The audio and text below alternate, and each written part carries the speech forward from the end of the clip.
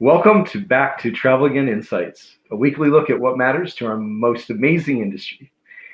Ed, here we are again, another week. Here we are again, Mike. A lot of news to cover this week. Some good news and a lot of hard news. So let's get right into it. We're going to start with an article in the New York Times. The U.S. in particular, cases are falling sharply, and the New York Times is reporting on that. Why don't you tell us about that and what it means?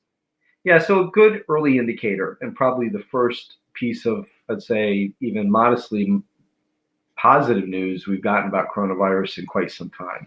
And what's being reported is that cases are dropping, and they're attributing that to a variety of factors. One is, I think, we're starting to see at least a single-digit percentage of people being vaccinated.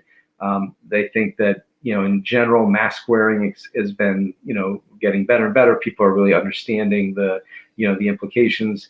I've even read just some feedback where officials and physicians have said that people are saying that they're being more cautious, knowing that the vaccine is coming, because they don't want to be in a position where they feel like they get it like right before it's time. Right. So they're kind of like, it helps to have a light at the end of the tunnel, in that I think it helps to really focus behavior and following the procedures that we've been trying to get everyone to follow along.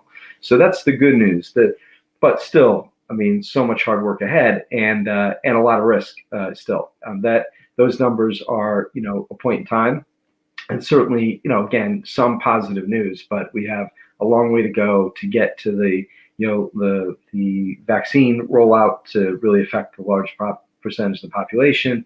And the important thing is that we still need to, like personally, but as an industry, be committed to promoting all of the things that we put into our recommendations, meaning the procedures around mask wearing and all the personal things you need to do, social distancing, all the things we're doing as an industry to make our industry safe for travel. But we need to stay ever vigilant. This is not something where there's any short-term answer. But again, it feels good that we are positively doing something. So that's again, some positive news, but again, we've only just begun the path to recovery. Okay. On the path to recovery, airlines are asking the WHO to back quarantine-free travel after vaccines. So this is an interesting discussion. Why don't you tell us about it? Yeah, so IATA, who represents the airlines, has come out and then in I'd say rightly so, really focusing the attention on eliminating quarantines, because we need to have a safe travel environment, but in order to have an ability to travel, we need to get the quarantines reduced and eliminated. I mean, in effect, the quarantines that are in place today are putting in effect a prohibition on travel, which is, again, our objective. But the cautionary note is that we need to do it safely, meaning that we don't, just because people are vaccinated, yes, that puts them into a lower risk category, but it doesn't mean that until we have vaccination done on a large, broad scale, that doesn't mean the entire population is safe. So we have a responsibility to still create a safe environment, still follow the procedures, still look at testing, mask wearing, digital health passports, all the elements that we're focused on putting in place. And I think, again, they're absolutely right on in terms of drawing attention to, we have to have a plan to get to elimination of quarantines, because if we don't, the travel environment will never recover, will never start up again, and we have to collectively get to a place where we all agree to how and when that's going to happen. And so that's the work ahead, but it's more work to come. Okay. This next article, can I travel after I get COVID-19 vaccine? This question actually came from my mother, some of my family. People are asking it quite a bit, and it's a really good question. So let's figure out what the answer is.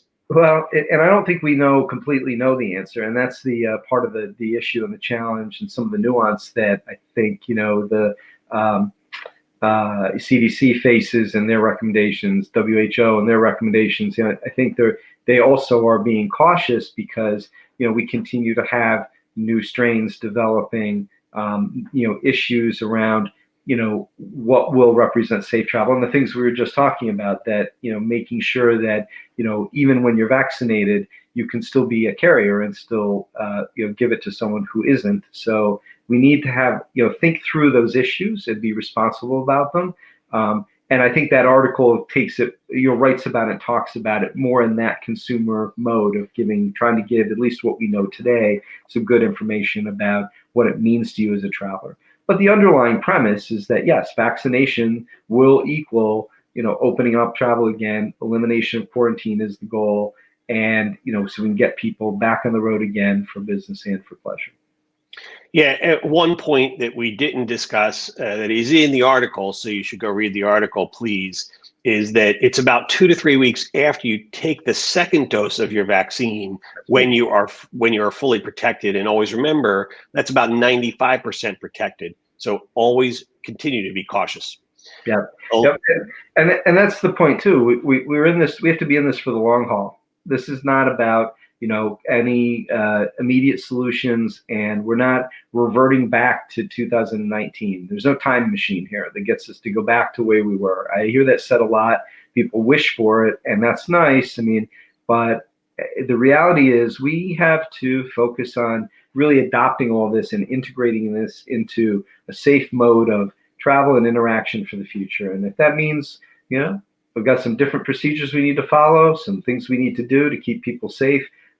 That's, I think, a small price to pay ultimately for being able to get back out and be together again and do business and vacation and all the things, and do that safely, because the last thing we need to do is have a snapback or a repeat or anything of this, 2020 all over again.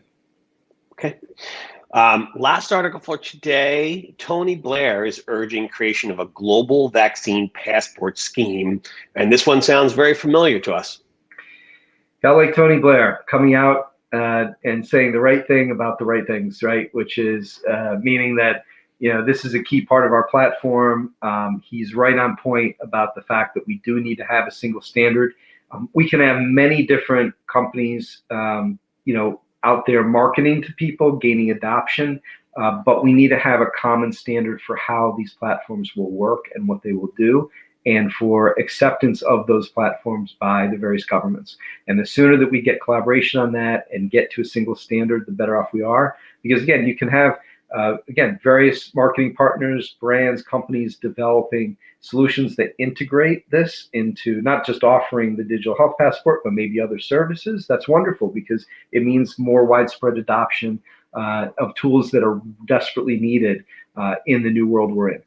But you gotta have a single standard for what they do, how they do it, data privacy, because this is serious stuff. This is people's health and well-being and personal data, and we have to make sure it's done well and done according to a single standard.